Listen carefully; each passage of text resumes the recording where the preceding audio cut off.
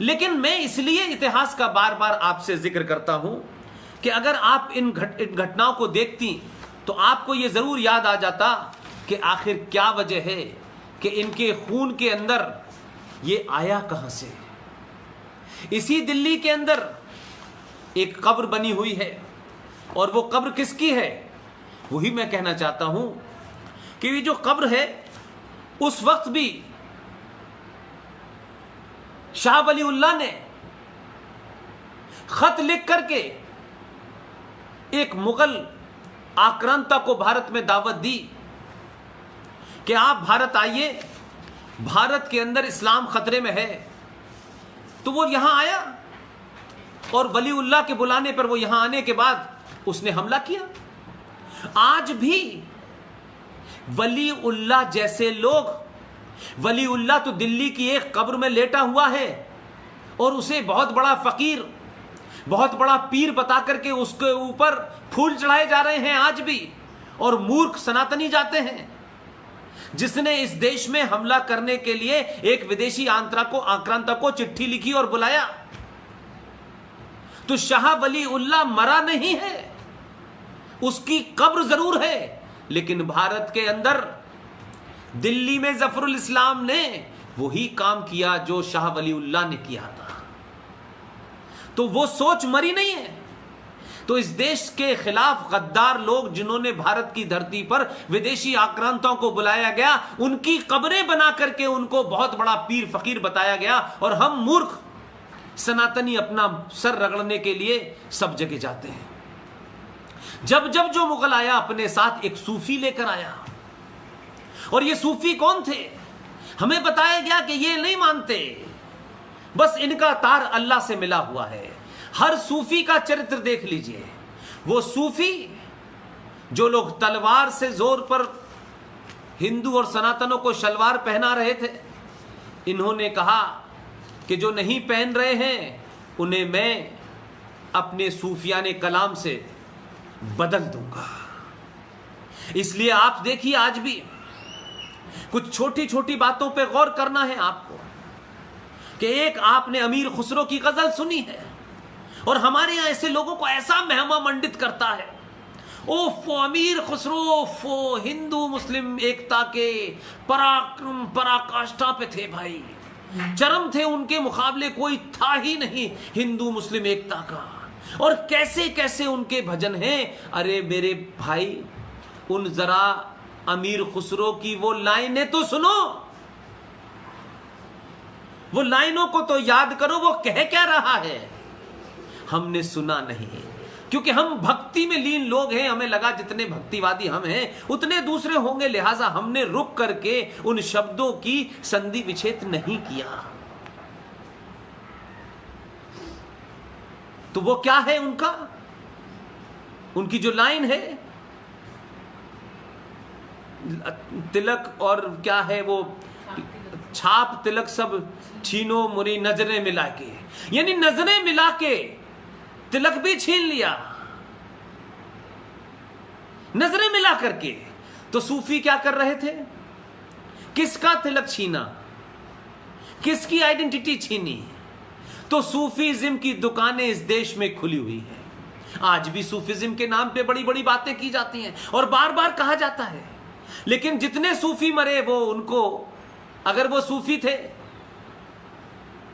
तो फिर दफनाए क्यों गए। एक आध सूफी कहता कि मैं तो सूफी हूं, ना मेरा कोई इससे रास्ता है ना उससे रास्ता है, ऊपर वो है, ताकत है, वो ईश्वर है, वो अल्लाह है। तो भाई ईश्वर के नाम पे कहते कि नहीं, मेरा भी अंतिम संस्कार जो है वो मुआखनी देखे होगा। तो ये तमाम सारी एक सॉफ्ट पावर क्रिएट की गई इस भारत में, और कुछ लोगों ने महिमा मंडित करते हुए मुगले आजम फिल्म बनाई, जैसे वो एक महान संस्कृति को इस देश में स्थापित करने की बात थी कि कहीं ये सनातनी अपने उस पुरुषार्थ को न जाए। इसलिए उन्हीं आक्रांताओं को आपके ऊपर एक ऐसी तरह से प्रेजेंट किया गया जिसमें आपको लगा कि अरे ये तो बड़े महान लोग थे भाई। अब आपको तकलीफ क्या है, अगर ये महान लोग थे तो एक तरफा नहीं हुआ, शाह वलीउल्लाह भी आए, खुसरो भी आए, जफरुल इस्लाम भी आया, अकबरुद्दीन भी आया, असदुद्दीन भी आया, मौलाना आजाद भी आया, फखरुद्दीन भी आया, जाकिर हुसैन भी आए, नूरुल इस्लाम भी आया, इरफान हबीब भी आया। ये तमाम एक जिसे कह सकते हैं चौतरफा ताकतें थी जिन्होंने 1947 के भारत को आज एक इस्लामिक स्टेट बना दिया है। यह लगता है कि सरकार, हमारे देश में सरकार है, पुलिस है, फौज है।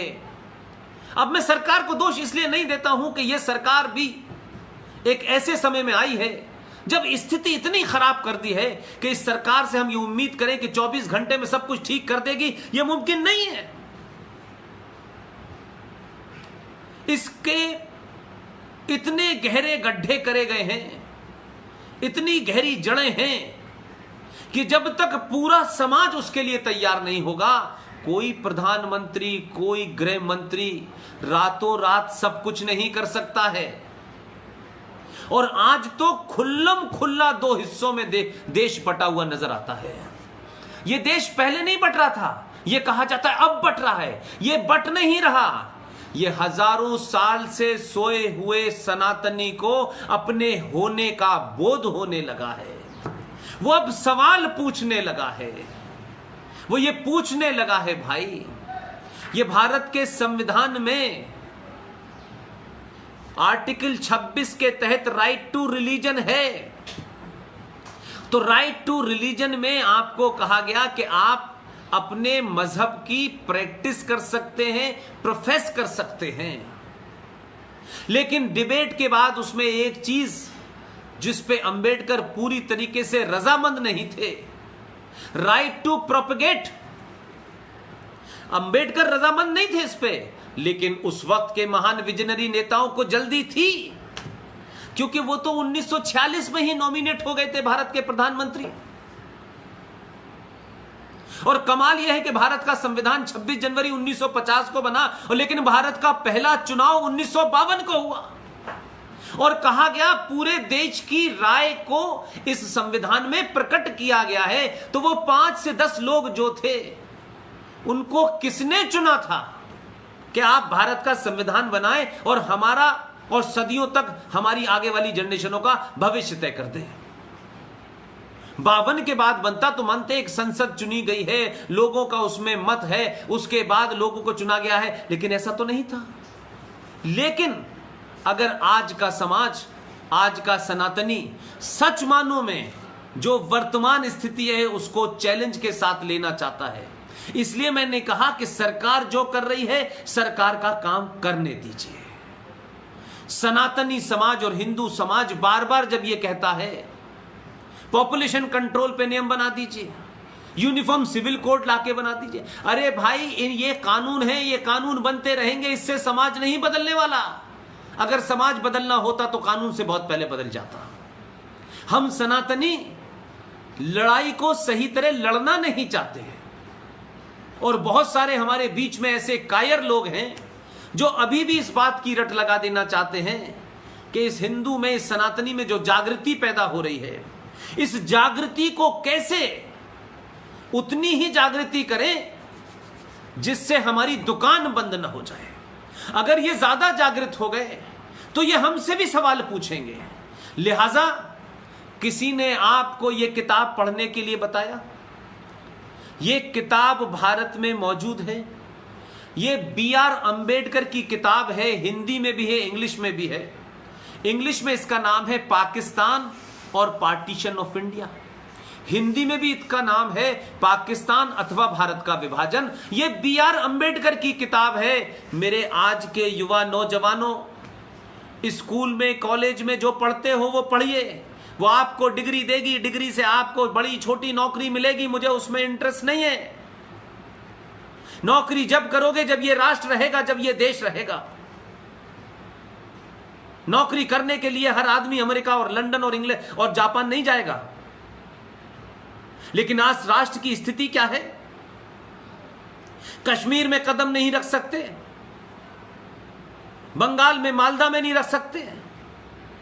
आसाम में लखीमपुर के पास एक जगह है, उस गांव में 90% मुसलमानों की गिनती हो गई। उन्होंने दबाव बनाया, वहां के डिस्ट्रिक्ट मजिस्ट्रेट ने जुमे की छुट्टी संडे की जगह करना शुरू कर दी। इस देश को पता नहीं है, इस देश के लोगों को इस बात की जानने की इच्छा नहीं है, क्योंकि वो आसाम में हो रहा है, वो बंगाल में हो रहा है, वो तमिलनाडु में हो रहा है, वो केरला में हो रहा है। इस देश के अंदर हजारों पाकिस्तान और हजारों कश्मीर बन चुके हैं।